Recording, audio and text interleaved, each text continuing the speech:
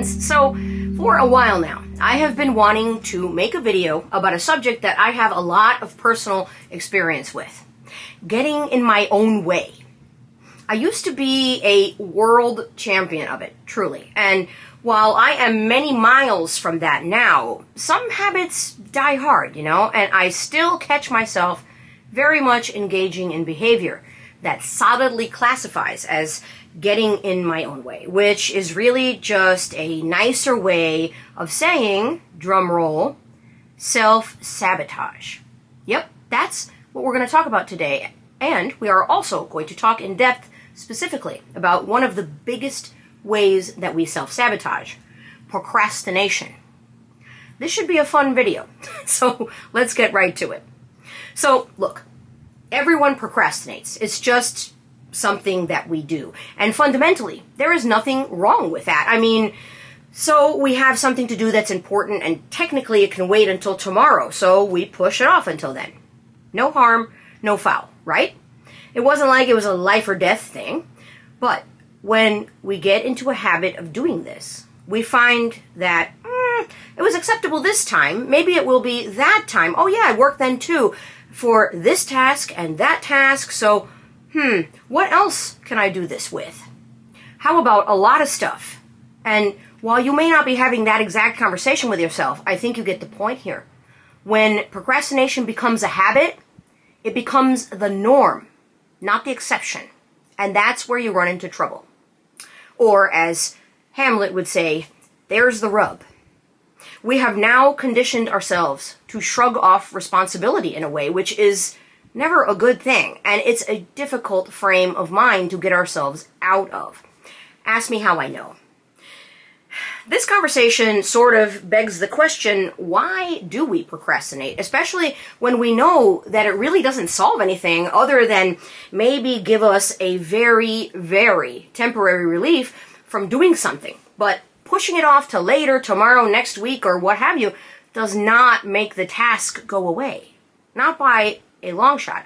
Instead, it creates other stuff that kind of goes into a cycle. First comes anxiety or guilt about not having done the thing. Then panic might set in because you know you're running out of time. And then you stop all this nonsense and just do the damn thing, right? You'd be surprised to learn that the answer is almost always no. While the panic part of the cycle is often a sufficient kick in the rear for some people, that is not the case for your most dedicated procrastinators. Instead, they continue the cycle by making excuses, then creating distractions, and then doing some more, yep, you guessed it, procrastinating. As you probably know, the key to changing behavior is understanding why you do it in the first place. With procrastination, it can come from a lot of different things. Clinically speaking, some of it comes from low self-esteem, ADHD, depression, or anxiety. I find that last one a little bit ironic because as someone who has struggled with anxiety, nothing creates more anxiety for me than when I procrastinate. And because then I find myself in a time crunch to do something that I knew I should have done sooner. Anyway, there are also other things that can cause you to be a procrastinator, poor impulse control, or just poor habits with regard to focus in general. You'll notice that while all of those things are a little different from each other, the majority of them have something in common. They are rooted in emotion. Considering this, we might come to the conclusion that procrastination is really not a time management problem, even though most people think it is. It's really an emotional regulation problem at its core. It's a struggle to cope with challenging emotions and negative moods induced by certain tasks, like anxiety, boredom, insecurity, frustration, and so on. Think about it this way. What are you more likely to procrastinate about? Getting ready to go out to dinner and drinks with friends, or putting together a 37-slide PowerPoint presentation for work about economic theory? My money is on the PowerPoint all day. Why? Because that's boring. Of course you don't want to do that. Hell, I wouldn't either. But it's a task you were assigned and you have to do it or you'll be in serious trouble. your best move would be to do it already. You can't avoid it altogether, so might as well eat the frog and get it out of the way, right? As a quick side note, I read a book a long time by well-known author Brian Tracy where he explained this curiously named theory.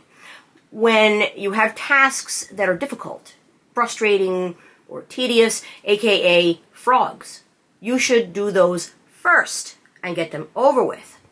Eat the frog. And then you can move on to what you'd rather do. When I first heard this, I thought, seems really elementary, but it also makes sense. So let's try it. And I did. And it worked so well for me that I have been using it since I read the book, which I just realized was in like 2001 or 2002.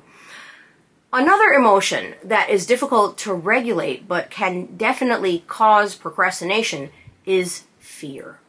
Procrastination is basically fear's lazy cousin who comes equipped with a bag full of excuses that he's ready to lend you at any moment. This one can be tricky to identify because fear is not often dressed as plain old fear when it shows up. Sometimes it shows up to the party in the clothing of a different emotion, like self-doubt, low self-esteem, or insecurity. Those rascals are the ones that have you sitting in front of a blank Word document the day before you're supposed to send in a proposal that you've had to do for over 2 weeks. And you're telling yourself, I'm not qualified to write this. I'm not smart enough either. And even if I can pull it off, what are other people going to think about it? What if I do a bad job and everyone hates it? This is fear with a splash of impostor syndrome talking, and it can be a very persuasive speaker. What it's saying is not true, but listening to it can make us feel like it is sometimes. And that's the thing that motivates you to say, F it. And you walk away from the computer and you go watch a whole season of The Real Housecats of Orange County Jail and Their Sister Wives, or whatever your guilty pleasure is, instead of writing the proposal. So what then? We take our chances and just not do it, missing out on that opportunity? Or we do it in haste 5 minutes before you're supposed to send it, where it's poorly done and it's not well received because of that, making those intrusive thoughts a self-fulfilling prophecy? The strange thing about all of this is that one of the reasons we tell ourselves that we procrastinate is so that we feel better, to get relief. How ironic that it tends to only make us feel worse. It's probably one of the biggest lies that procrastination tells us, that we, in turn, tell ourselves. So, how do we fix this? How do we stop getting in our own way, being our own worst enemy, risking things like our livelihoods and our relationships and our opportunities by self-sabotaging and procrastinating? And yes, most people think that being a procrastinator is strictly a you problem, that you are the only one that it affects, but that's not true. In many, many cases, failing to handle tasks and getting things done in a timely manner can often affect our friends, our coworkers, our partners, and our families too. Just saying. Anyway, as someone who has also had this problem big time, full disclosure, here is what helped me. First, it was making sure that I understood something about how procrastination truly works instead of that lie. When you have an already negative association with doing a certain task, what you often do by procrastinating is then pile on even more negative associations. So when you eventually come back to the task, now there's all these fun additives, more stress, more anxiety, and more frustration about doing it. In other words, you kind of play yourself and you make things harder instead of easier. Let me repeat that part one more time because it's really important. Harder, not easier. More difficult, more stressful, more anxiety-inducing, more self-destructive. Oof, that last one, self-destructive. You know, I'm a firm believer that almost everything you do, every action, signifies basically one of two things, either self-love or self-sabotage. Think of it this way. You get a bad report from the doctor's office. Maybe he or she told you that you need to stop eating so many French fries. As you're driving back home, you decide to stop for lunch. Your options are McDonald's or getting a salad at some crunchy health food place. As an adult, you know what the right choice is here.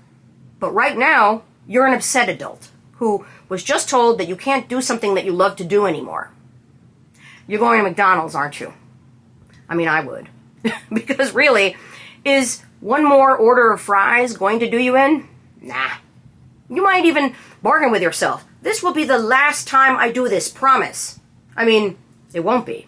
But you might tell yourself that as a justification for ordering a large fry with a side of fries and another extra fry, just for good measure. As ridiculous as that example may be, there's a message in there. Going to get a salad would have been self-love. Taking the words you were just told by your doctor and hating them. Because you care about your well-being and your health. The fries? Not so much. It's a little self-sabotage-ish. And the thing is, we make bargains like this with ourselves all the time over way more important things than French fries. We know we're supposed to do something, but yet we don't. Let's hypothetically say your job today is to fill out some forms and then mail them in no later than 48 hours from now. If not, you'll get fined $25 for each day that it's late, and after a certain date, they won't even accept the forms at all, and you'll still have to pay the fine. Okay, so we should fill out the forms right now, right? I mean, 48 hours is not a lot of time in the grand scheme of things. Well, when you are deeply rooted in self-sabotaging behavior, you took a look at those forms, which you know are going to be boring, and say to yourself, 48 hours? Poof, that's plenty of time. So instead you go, I don't know, alphabetize the spice rack. Then you get a phone call. Then you remember, hey, that new Bon Jovi series is on Hulu. I'm going to go watch that. The day comes and goes, and you haven't finished those forms. The next day comes, and something else commands your attention, and you forget all about the forms altogether until 3 or 4 days later when you finally sit down to do them. And then, hold on, intrusive thoughts coming up. Yep, they are still boring. F it, they're already late. What's another day or two? I'll just pay the fine. And this continues until ultimately you end up missing the deadline and you get a bill for $250 for not sending those forms in. That's a lot of money for what, in the grand scheme of things, is really not that difficult of a task. You know what I mean? So, the solution here seems like it's simple, right? Don't procrastinate. Just do the damn things. Seems like it's your best bet. But let's face it, most people cannot just snap out of a bad habit, which is exactly what procrastination is, that quickly. It takes time and sometimes compromise, which tends to be a much better way to make changes of this type last. By compromise, friends, I mean bargaining with yourself. If you really, really can't do the thing right now, okay, put it off, but give it a deadline. Make it a short one. And then, when that time comes, you do it. No excuses. Or, you make yourself a list of priorities. Divide them by things that you can safely put aside and things that you cannot. And you stick to that list. Using the previous example of the person with the forms. The spice rack, not a priority. The Bon Jovi series, also not a priority. Nothing personal, John. As a person who is also from New Jersey, I have nothing but love for you. You were just the example that popped into my head. Anyway, now that we have talked about self-sabotage at length, and one of the biggest ways that we do it, procrastination, how about we talk about a couple of ways that you can stop doing both of those things, so that you can get out of your own damn way and stop being your own worst enemy. I've put together a quick list of 5 of them, and here goes.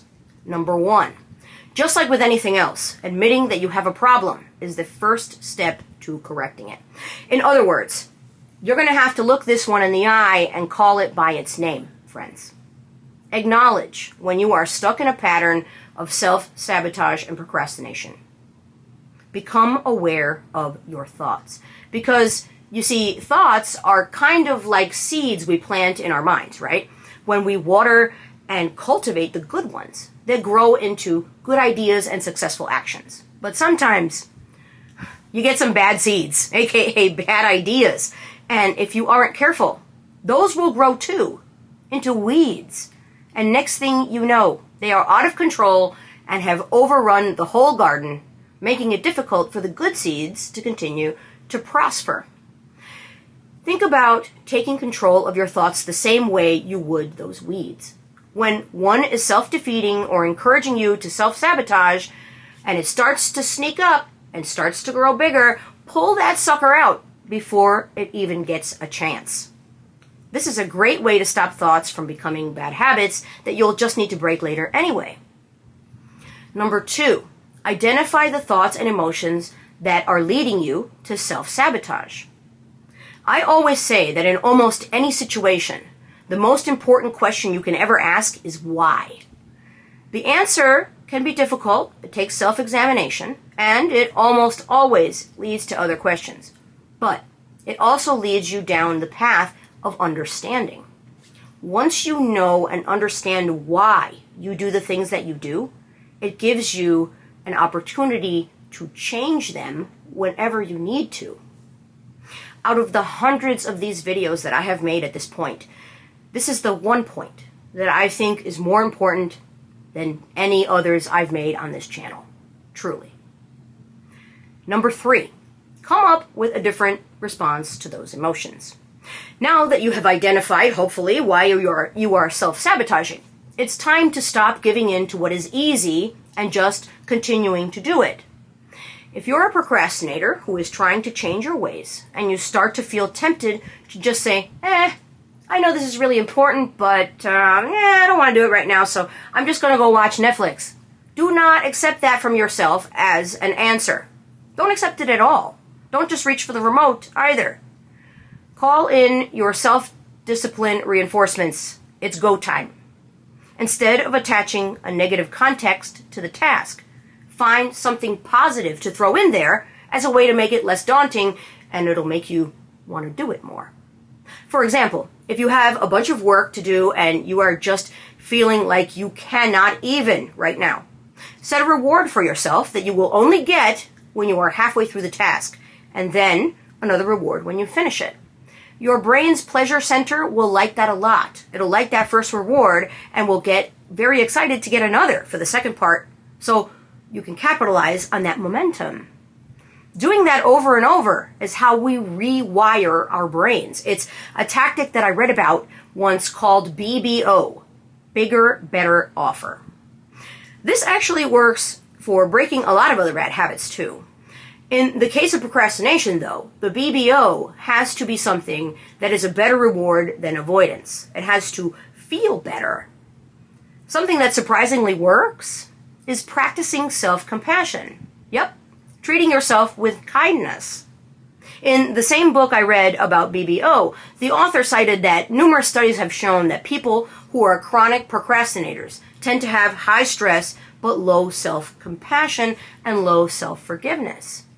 As such, when people turn that around and start to forgive themselves and have more self-compassion, it decreases their psychological stress and increases their ability to regulate their emotions a lot better. Since we determined that failure to regulate emotions properly is often the root cause of procrastination in the first place, voila!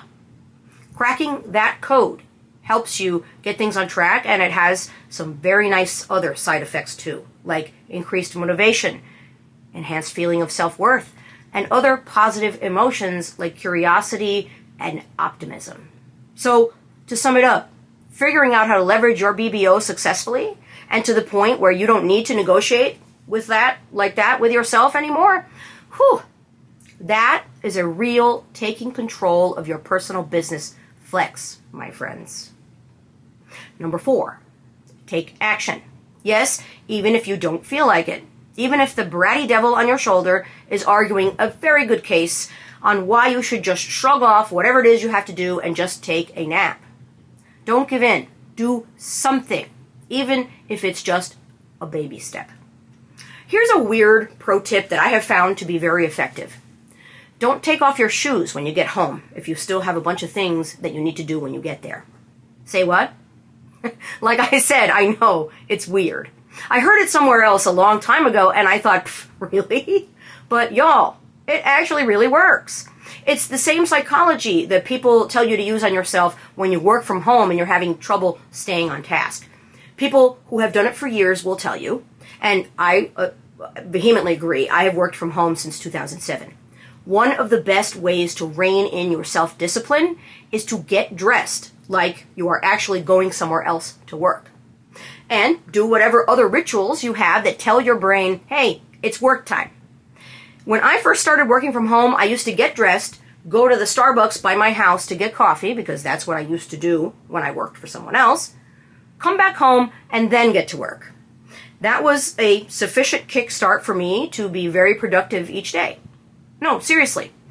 Once I felt like I could control myself better, for lack of a better word, I skipped the step of leaving the house to make coffee. And eventually I settled into a routine. And while you will always have a blah day here and there where you just aren't feeling things, they become few and far between when you have a routine and discipline that is really working for you. Also, about the shoe thing, to me, having shoes on means I'm going somewhere or doing something. When I get home from being out and take off my shoes, chances are that the next step is going to be sitting down. Once you're sitting down, let's face it, you aren't going to want to go clean the kitchen or do the laundry or the dishes or sit at your desk and catch up on whatever you need to do. You have sent your body a hint that you're done for now, and it's going to take that hint and run with it. So now, if I go somewhere and I know that I need to go right to the office when I get home and catch up on work stuff, I leave my shoes on. It tells my brain that, nope, we are not done, this day is not over. And it really works in keeping my sometimes executive dysfunction in check. If you haven't heard the term executive dysfunction before, we will be doing a video on that soon, so stay tuned. And number 5, celebrate your successes. Any of them. All of them. Just celebrate them even when they are super small. This, like the rewards that we talked about a few minutes ago, is another opportunity to give your brain that boost, which has been proven to be super effective in motivating you. Your brain will want to keep doing more of the thing that gave you that boost in the first place. It's sort of similar to putting a trail of snacks down in front of my dog. He might be tricked into walking a mile to get them all, which is not his favorite thing. His favorite thing is lounging on the couch, for those of you playing along at home.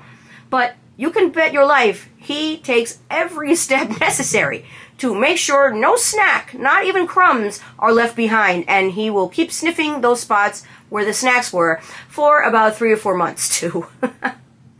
So there you have it. The topic of self-sabotage is a complicated one, people, so this is probably not going to be the last time we will be talking about it. I hope, though, that you found this helpful, even if it's in a small way, and that it inspires you to stop being your own biggest roadblock on your life's journey. That's something that your future self will definitely thank you for. That's all I've got for you this week. I'll be back next week with another priority message. Until then, take good care of yourselves. Bye.